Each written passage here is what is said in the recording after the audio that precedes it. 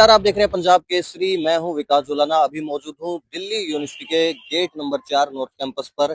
यहां एक प्रोटेस्ट चल रहा है। प्रोटेस्ट किया है जो टीचर्स हैं, गेस्ट टीचर्स हैं, दिल्ली यूनिवर्सिटी में पढ़ाते हैं, उनका ये प्रोटेस्ट चल रहा है। क्या उनके मुद्दे हैं, जानने के लिए हम आए हैं। हमारे साथ मौजूद हैं। सर, क्या नाम है आपका? कपिल देव पांडे। कपिल जी, ये किस वजह से आप लोग इकट्ठा हुए हैं? क्या है आपका मुद्दा? मुद्दा बहुत ही विकट है और जायज है, संविधान सम्मत मांग है। हम इस देश के नागरिक हैं और संविधान में मेरी आस्था है।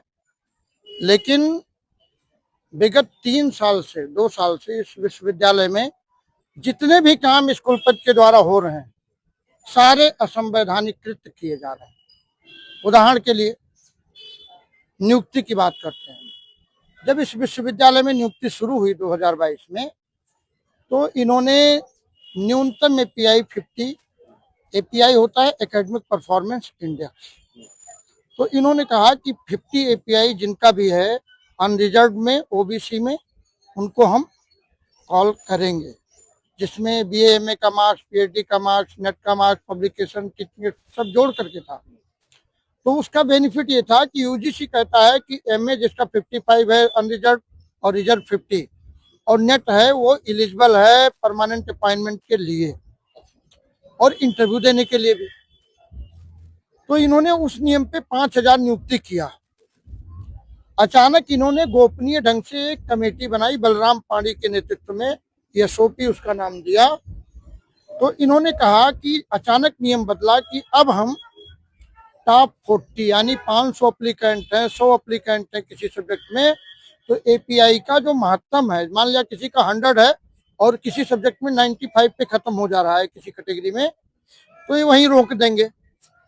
इसके अतिरिक्त दूसरा चेंज इन्होंने किया कि जो आवेदन शुल्क यूआर के लिए 500 था, ओबीसी के लिए 500 था, महिलाओं के लिए निःशुल्क था, उसको इन्होंने अचानक 2,000, 1,500, 1,000 रुपये कर दिया। अच्छा, ये कमेटी कब बनी और कब से चेंजेस आए हैं? कमेटी जो मेरे पास रिपोर्ट है, अगस्त 2022 में इन्होंने नियुक्ति शुरू की।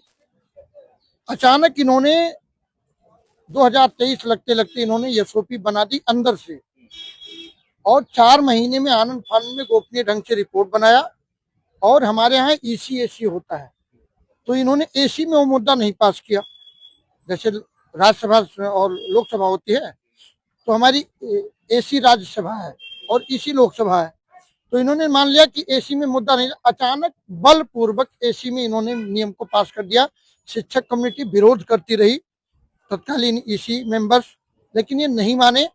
अब इस विश्वविद्यालय के इस नए नियम के कारण जिनकी पीएचडी अवार्ड है, वो गेस्ट टीचर करीब 5,000 लगे हैं वो, और जो हमारे शोधार्थी हैं, ये सारे और कम से कम 1 से 1,500 हम जैसे टीचर प्रभावित हो गए हैं, जिनको इंटरव्यू में जो 2023 जून तक बुलाए गए, उनको अचानक इन्होंने कहा कि तुम अयोग्य हो।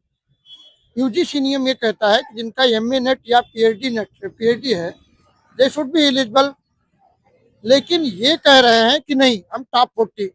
इन्होंने नियम जो चेंज किया वो असंवैधानिक है, सुप्रीम कोर्ट के रूल का वायलेशन है। इससे कितने कितने लोग प्रभावित हैं? ओवरऑल अगर हम देखें तो कितने आप लोग? लगभग 9,000 लोग इसमें प्रभावित हैं। और ये जो नियम आया है वो बिल्कुल फंडामेंटली राइट के अगेंस्ट है कि वही एक नियम पे हम सेम यूनिवर्सिटी में नियुक्ति कर देते हैं 5,000 लोगों की, जो यूजीसी गाइडलाइन को फॉलो करते हुए, लेकिन उसी प्रक्रिया के साथ साथ अचानक 23 में आते आते नियम चेंज कर देते हैं। और जो कॉन्स्टिट्यूशनली रूप से हमारे यहाँ ईसी और एसी को पास करना चाहिए, वो एक उन्होंने अपनी इंडिविजुअल कमेटी बनाकर उसमें अपने लोग जो एडमिनिस्ट्रेशन के लोग हैं उनसे बना के वो उसे पास करा लिया। उसी तरह पुराने तरीके से ही काम हो, आप ये कहना चाह रहे हैं। आपका क्या नाम है? मेरा अमन श्रीवास्तव नाम है जी। आपका अभी सेम यही मुद्दा है आपकी? जी। मैं शोधार्थी हूँ दिल्ली विश्वविद्यालय में ही, और एक शोधार्थी के लिए मुझे ये लगता है कि पहली बात की ये समस्या जितना ही गेस्ट टीचर्स के साथ ही है, उतना हर शोधार्थी के साथ। शोधार्थी क्या होता है? रिसर्चर, हम पीएचडी स्टूडेंट्स हैं, तो हमारे साथ भी सेम यही समस्या है। सबसे बड़ी चीज है कि हमारे पास इनकम के उस खास स्रोत भी नहीं है, और हमारे लिए 500 से 2,000 तक जाना बहुत बड़ी बात होती है कि हमें घर से यहाँ पीएचडी करने के लिए हमें घर से पैसे लेने पड़ते हैं। और कल को हम एक फॉर्म डालने के लिए भी हम 500 रुपए के लिए भी हम सक्षम नहीं थे। आज आप उसने मुद्दे को सीधे 2000 तक बढ़ा दिया बिना किसी से पूछे। ना किसी को पता है कि कौन सी कमेटी बनती है, ना कौन डिसीजन लेता है, किसी के बारे में कोई मेमोरेंडम नहीं, कोई अध्यापन नहीं। जो इनसे प्रभावित होने वाले हैं उनके साथ मतलब बातचीत नहीं की गई, बिना बातचीत के ये बात वो नहीं है। बात यह है कि आपकी नियुक्ति कुलपति के तौर पे संविधान सम्मत हुई। जो नियुक्ति की फंडिंग की नियामक एजेंसी है यूजीसी, उसने शिक्षक नियुक्ति का एक नियम बताया कॉलेज कैडर में। आपने उसके अनुपालन में 50 एपीआई पे 5000 अपॉइंटमेंट किया। महिला होने के नाते आपको क्या लगता है कि क्या समस्याएं आई? हाँ, जैसे कि सर ने बताया कि जो हम पहले कोई भी उसके लिए रोल के लिए अपनी पोस्ट के लिए अप्लाई करते थे तो कोई फीस नहीं होती थी हमारी। लेकिन अब क्या हो गया कि उस फीस को बढ़ा के, पहले निःशुल्क था हमें, मतलब कोई फीस नहीं लगनी है, लेकिन उसको बढ़ा के अब 1000, 1500, 2000 ऐसे कर दिया है। तो इनकी खुद की मनमानी है। एक और सर ने पॉइंट रखा है कि एपीआई स्कोर का जो एपीआई स्कोर है कि वो भी इन्होंने अब गेस्ट के लिए भी, पहले परमानेंट के लिए होता था, गेस्ट के लिए इतनी सारी रेस्ट्रिक्शन यहाँ पे लगा दिया इन लोगों ने कि भाई तुम्हें उसके लिए एमए में इतना होना चाहिए, 50, 55। तो ये सारी चीजें जो ये कर रहे हैं, अपनी मनमानी कर, ऐसा जो जिसमें में कहीं भी नहीं लिखा है। मेरा पूरी महिला यहाँ पे और भी बैठे हुए गेस्ट फैकल्टी, तो हम सबकी तरफ से ये है कि ये निःशुल्क या जैसे पहले था वैसे ही होना चाहिए। एक चीज और बताइए सर, आप बता रहे थे एससी ओबीसी में भी कुछ इसका इफेक्ट पड़ा है, उससे क्या कुछ हुआ क्या है, भारतीय संविधान का आर्टिकल 15 और 16 कहता है। 15 कहता है कि आरक्षित श्रेणी जो है एससी, एसटी, ओबीसी, ईडब्ल्यूएस, उनको न्यूनतम एलिजिबिलिटी पे सबको बुलाया जाना चाहिए। आर्टिकल 16 कहता है अवसर की समानता। आर्टिकल 14 कहता है कि किसी भी व्यक्ति को, भारत के नागरिक को आप जाति, धर्म, जेंडर के आधार पे आप डिवाइड नहीं करेंगे, समानता का बात करेंगे। इन्होंने क्या किया है कि बताइए, जब पोस्ट हर कैटेगरी में 10-10, 5-5 थी, तब तो आपने न्यूनतम एपीआई फॉलो किया।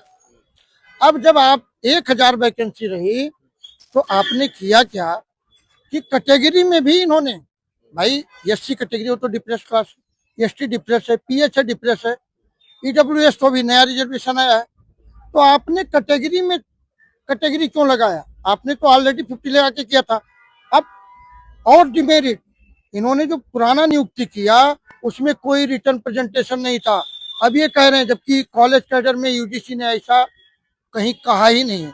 उसने एपीआई दिया था कि आप एक सर आप सिंपल तरीके से समझाइए कि पहले एससी एसटी ओबीसी का क्या था और अब क्या है, वो हमें आसान तरीके सर कि एससी एसटी को और वुमेन्स को, ठीक है, जो रिजर्व कैटेगरी थी उनको 45 पे बुलाया जा रहा था, और जनरल ओबीसी ईडब्ल्यूएस को 50 एपीआई पे बुलाया जा रहा था।